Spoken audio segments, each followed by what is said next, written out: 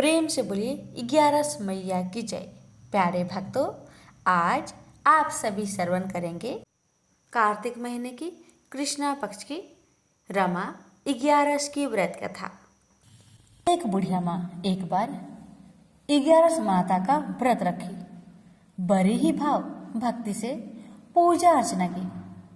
उन्हें वृद्ध अवस्था में क्या बाधा थी, वो तो अपने पुत्र पौत्रों की सुख सुविधा के लिए व्रत रखने लगी।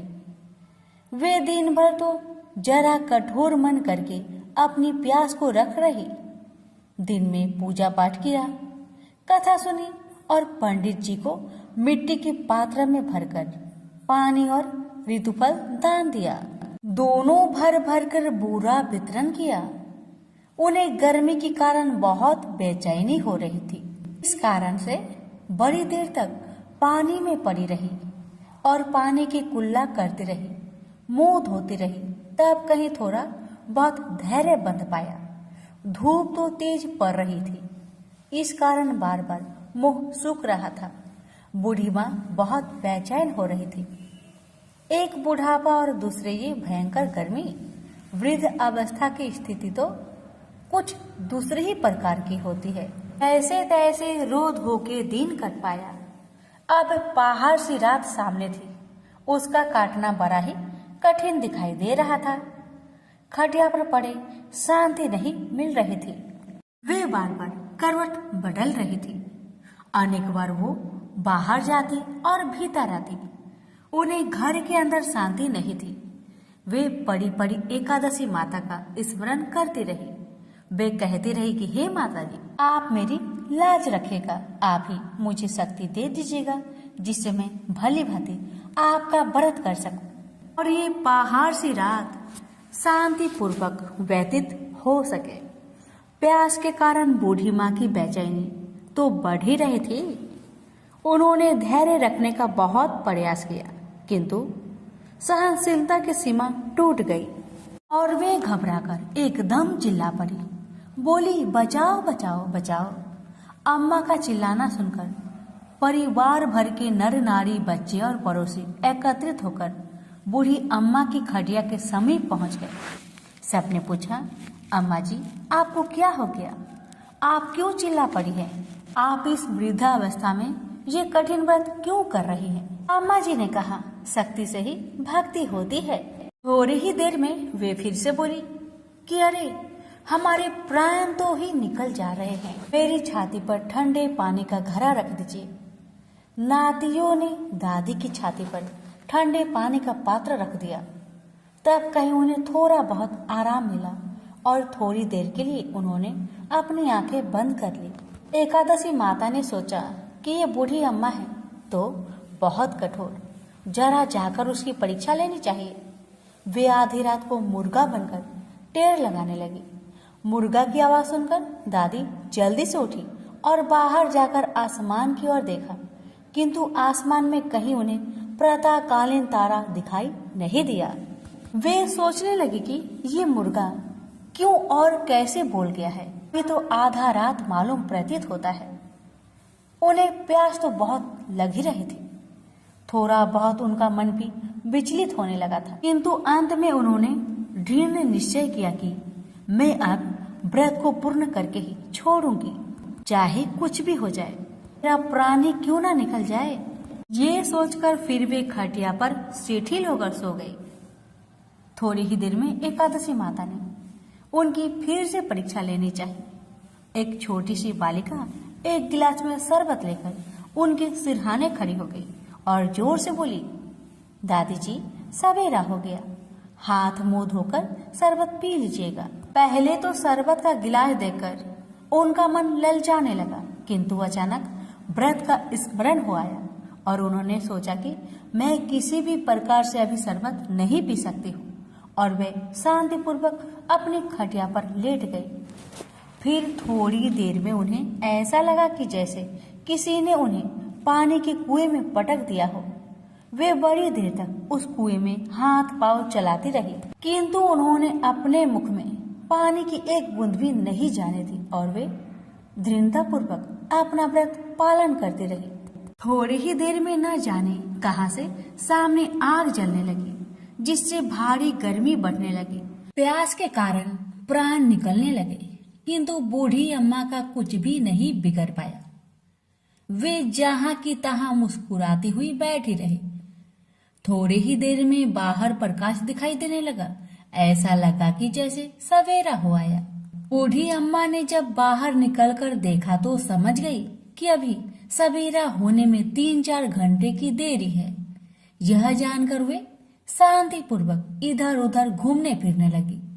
एकादशी माता ये बात अच्छी तरह से समझ गई कि ये बूढ़ी अम्मा किसी भी प्रकार से अपने व्रत से नहीं टल सकती। वे उनके सत्य व्रत को ही अच्छी तरह से समझ गई। सवेरा होते ही बूढ़ी माँ ने स्नान किया, भगवान का पूजा पाठ किया, एकादशी माता की कथा सुनी, ब्राह्मणों को दक्षिणा देकर भोजन करवाया। तब कहीं बूढ़ी अम्मा ने जल ग्रहण किया। कन्याओं को भोजन कराने के बाद अम्मा ने भोजन किया। तो श्रेष्ठ व्रत के प्रताप से बूढ़ी अम्मा की आयु में वृद्धि हो गई। उनका घर परिवार हरा भरा हो गया। घर में अब उनके कोई भी अभाव नहीं रहा। वे हर तरह के सुख साधनों से संपन्न हो गई। नाती नातिनों से उनका घर भर गया और वे उसी दिन से 12 महीने की एकादशी का व्रत करने लगी। एकादशी माता के व्रत के प्रताप से इस संसार में हर प्रकार के सुख भोग कर अंत में बैकुंठ धाम को चली गई। से बोलिए एकादशी माता की जय। प्रेम से बोलिए लक्ष्मी नारायण की जय। जय श्री कृष्ण, राधे राधे। प्यारे भक्तगणों, आज की वीडियो में आप सभी श्रवण करेंगे बड़ी ही दुर्लभ 11 माता की व्रत कथा। इनकी कथाओं को जो भी भक्त 11 के दिन श्रद्धा पूर्वक श्रवण करता है, उसकी सभी मनोकामना 11 माता अवश्य पूर्ण करती है। तो आइए बड़े ही श्रद्धा से प्रसन्नचित मन से कथा को पूरा अवश्य सुनिएगा। हे 11 माता, मैं आपकी भक्तों को आपकी कथा सुनाने जा रही हूँ। अगर हमसे अनजाने में कुछ गलती हो उसे क्षमा करना और अपनी सभी भक्तों की मनोकामना को पूर्ण करना। कथा इस प्रकार है। एक बार एक राज्य में एक राजा रहते थे। राजा बहुत ही बुद्धिमान और बलशाली थे। राजा सदैव अपनी प्रजा का बहुत अच्छे से ध्यान रखते थे। प्रजा भी अपने राजा को बहुत पसंद करते थे। राजा की 2 बेटियां थी। राजा अपनी दोनों बेटियों से बहुत प्रेम करता था। राजा की छोटी बेटी देखने में बहुत सुंदर और आकर्षक थी और राजा की बड़ी बेटी छोटी बेटी के मुकाबले थोड़ा कम सुंदर थी। राजा की छोटी बेटी 11 माता का पूजन किया करती थी और सभी लोग राजा की छोटी बेटी से बहुत प्रेम करते थे और बहुत प्रशंसा करते थे। राजा भी अपनी छोटी बेटी को बड़ी बेटी से अधिक प्रेम करते थे, जिस कारण राजा की बड़ी बेटी अपनी छोटी बहन से बहुत नफरत करने लगी। राजा की दोनों बेटियां जब बड़ी हो गई, तब एक पड़ोस राज्य में रहने वाला राजकुमार राजा की बड़ी बेटी के लिए रिश्ता लेकर आया। लेकिन जैसे ही उस राजकुमार की नजर राजा की छोटी बेटी पर पड़ी, तो वह राजकुमार राजा की छोटी बेटी पर आकर्षक हो गया और उससे पहले नजर में ही प्रेम कर बैठा। उस राजकुमार ने राजा की बड़ी बेटी के साथ विवाह करने से मना कर दिया और उसने राजा से कहा कि मैं आपकी छोटी बेटी से विवाह करना चाहता हूँ। जिसके बाद राजा की बड़ी बेटी यह देखकर अपनी छोटी बहन से बहुत क्रोधित हो गई और राजा की बड़ी बेटी ने अपनी छोटी बहन को अपना सबसे बड़ा दुश्मन मान लिया। राजा की बड़ी बेटी ने अपनी छोटी बहन से बदला लेने का निर्णय लिया, जिसके लिए उसने अपनी छोटी बहन को जान से मारने का प्लान बनाया। राजा की बड़ी बेटी ने अपनी छोटी बहन को मारने के लिए सबसे पहले एक लड्डू में जहर मिलाकर अपनी छोटी बहन को दे दिया और उसको लड्डू खाने के लिए कहा। लेकिन लड्डू खाने के बाद भी छोटी बहन को कुछ नहीं हुआ। बड़ी बहन यह देखकर बहुत आश्चर्य में पड़ गई, लेकिन बड़ी बहन ने हार नहीं मानी और उसने जब रात में छोटी बहन अपने कमरे में सो रही थी। तब एक मटके में सांप रखकर उसे कमरे में छोड़ दिया ताकि छोटी बहन को डस ले और उसका काम तमाम हो जाए। लेकिन सांप भी छोटी बहन का कुछ नहीं कर पाया, जिसके बाद बड़ी बहन ने अपनी छोटी बहन से कहा कि चलो हम लोग कुएं से पानी भरकर लाते हैं, जिसके लिए वह छोटी बहन को पानी भरने के बहाने कुएं के पास ले गई और उसने अपनी छोटी बहन को कुएं में धक्का दे दिया। लेकिन 11 माता की कृपा से छोटी बहन को तब भी कुछ नहीं हुआ, क्योंकि हर बार 11 माता उसकी रक्षा कर रही थी। और उधर बड़ी बहन अपने सारे प्रयासों के बाद असफल हो रही थी, जिससे वह बहुत क्रोधित हो जा रही थी। फिर उसने अपनी छोटी बहन के पास जाकर उससे खुद पूछा कि मेरी छोटी बहन, तुमको पता है भगवान ने सबकी मृत्यु एक निश्चित समय पर लिखी हुई है, और कैसे तुम्हारी मृत्यु होगी क्या यह तुम जानती हो? तब छोटी बहन ने अपनी बड़ी बहन को बताया कि हाँ, मैं जानती हूँ मेरी मृत्यु कैसे होगी। छोटी बहन से यह सुनकर बड़ी बहन मन ही मन बहुत प्रसन्न होने लगी और उसने अपनी छोटी बहन से कहा कि तो मुझे अपनी मृत्यु की राज बताओ। छोटी बहन ने अपनी बड़ी बहन से कहा कि मेरी मृत्यु तो एक तोते में है, जो तोते के गले में एक हार है, उसी में मेरा प्राण छुपा हुआ है। जब तक कोई भी व्यक्ति तोते को मारकर वह हार अपने गले में पहनेगा तो मैं मूर्छित हो जाऊंगी, और जैसे ही उस हार को अपने गले से उतारेगा तो मैं वापस जीवित हो जाऊंगी। अपनी छोटी बहन की मृत्यु का राज जानकर बड़ी बहन बहुत खुश हो गई और वह अपनी छोटी बहन को मारने के लिए उसके पालतू तोते को ढूंढना शुरू कर दिया। और छोटी बहन को इस बात का आभास तक न हुआ कि कोई उसकी जान लेना चाहता है, जिसके लिए वह अपने पिताजी के पास गई और उसने अपने पिताजी से कहा कि पिताजी, मेरी मृत्यु के बाद आप मुझे जलाइएगा मत, बल्कि आप मुझे अपनी पुरानी हवेली में एक पलंग में लेटाकर छोड़ दीजिएगा। अपनी छोटी लड़की की यह बात सुनकर राजा बहुत आश्चर्य में पड़ गया और उसने अपनी बेटी से पूछा, बेटी, तुम यह क्या कह रही हो? तब राजा की छोटी बेटी ने बताया, पिताजी, समय किसी के लिए नहीं रुकता है, कब क्या हो जाए किसी को कुछ पता नहीं है।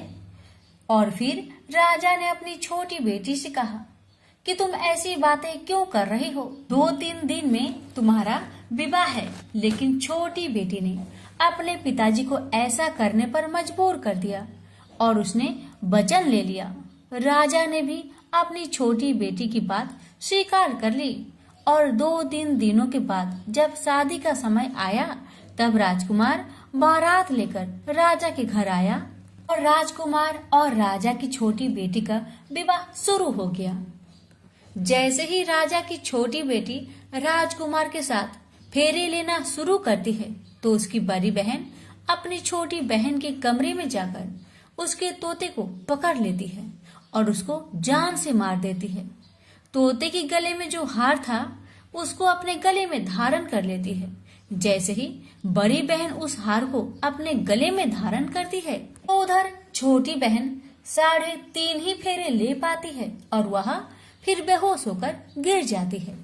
जिसके बाद राजा ने बड़े बड़े हकीमों को बुलवाया और अपनी छोटी बेटी का इलाज करने के लिए कहा। राजा की बात सुनकर वैद्य ने छोटी बेटी को जब चेक किया, राजा को बताया कि आपकी छोटी बेटी ना तो जीवित है और ना मरी हुई है।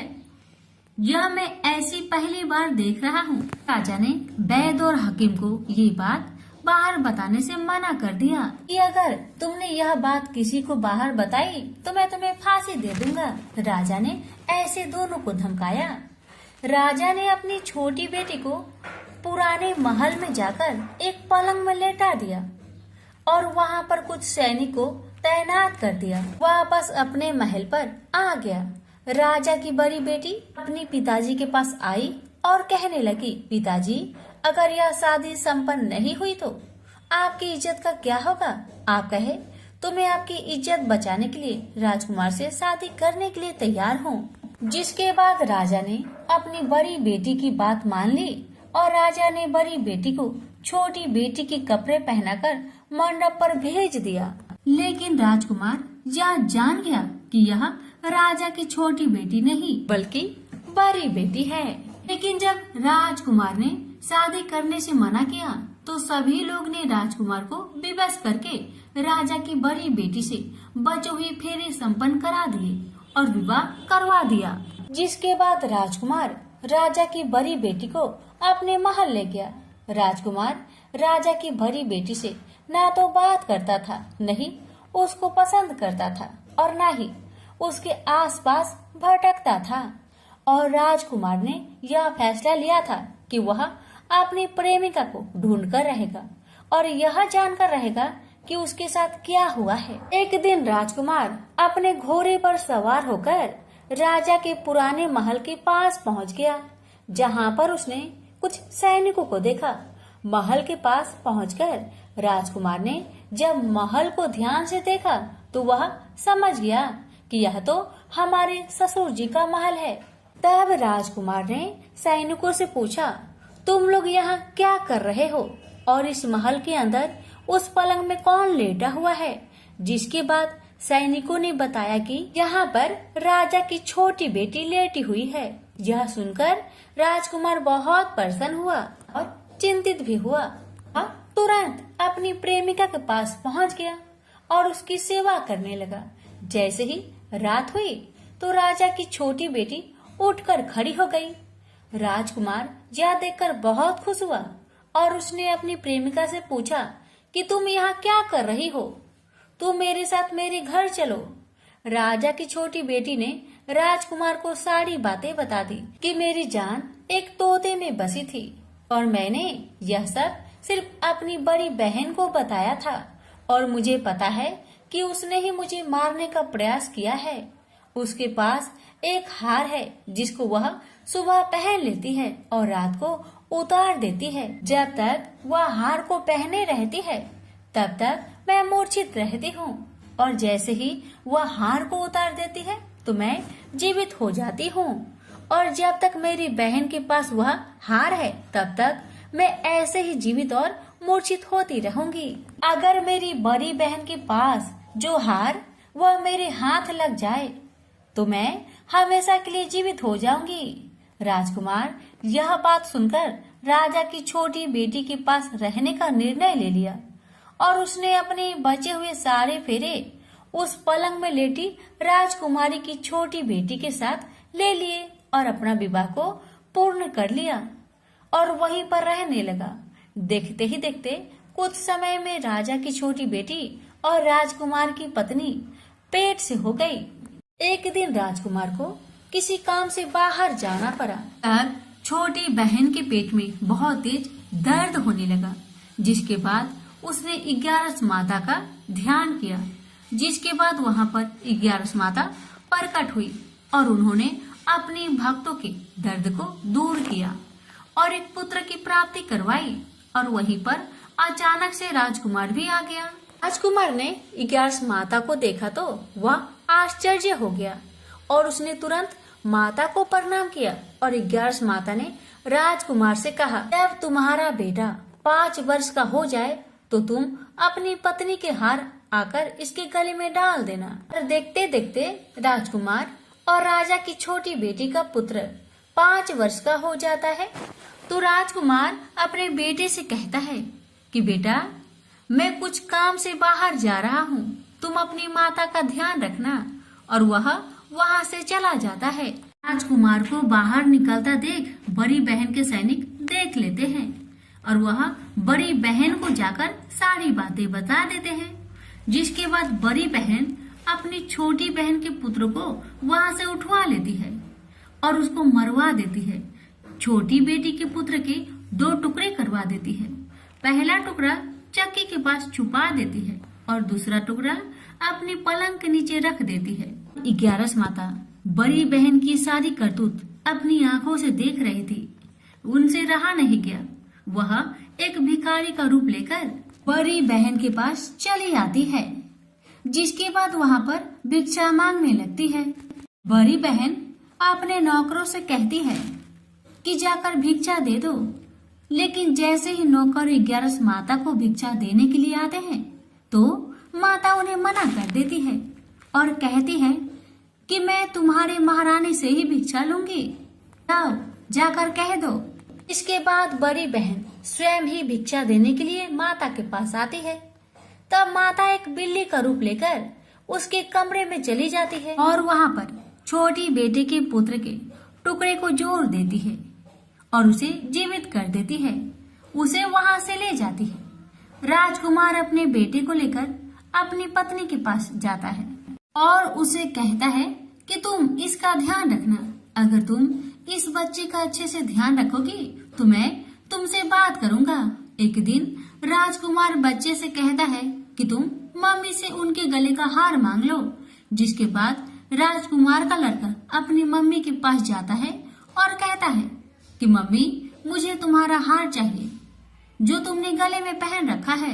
यह सुनकर पहले तो बड़ी बहन बहुत क्रोधित होती है, पर उसको यह याद आता है कि राजकुमार ने कहा था कि अगर मैं इस बच्चे का ध्यान रखूं तो वह मुझसे बात करेंगे। इसके कारण वह हार को उस बच्चे को दे देती है और वह तुरंत हार ले जाकर अपने पिताजी को दे देता है और तभी राजकुमार अपने बेटे को लेकर वहाँ से जाने लगता है और अपनी पत्नी से कहता है कि तुम हमारे लिए खाना बनाकर रखना, मैं शाम को आकर तुम्हारे साथ खाऊंगा। और वह अपने बेटे को लेकर वहाँ से चला जाता है। जिसके बाद वह राजा के पास जाता है और उनको सारी बातें बता देता है। राजा अपनी बड़ी बेटी की यह करतूत सुनकर बहुत क्रोधित होते हैं और अपनी परवरिश पर ही दोष देने लगते हैं और राजकुमार को अपनी छोटी बेटी के साथ रहने के लिए आदेश देते हैं। 11 माता की कृपा से राजा की छोटी बेटी राजकुमार के साथ सुखी जीवन व्यतीत करने लगी और हर 11 को 11 माता का व्रत करने लगे। प्रेम से बोलिए 11 माता की जय।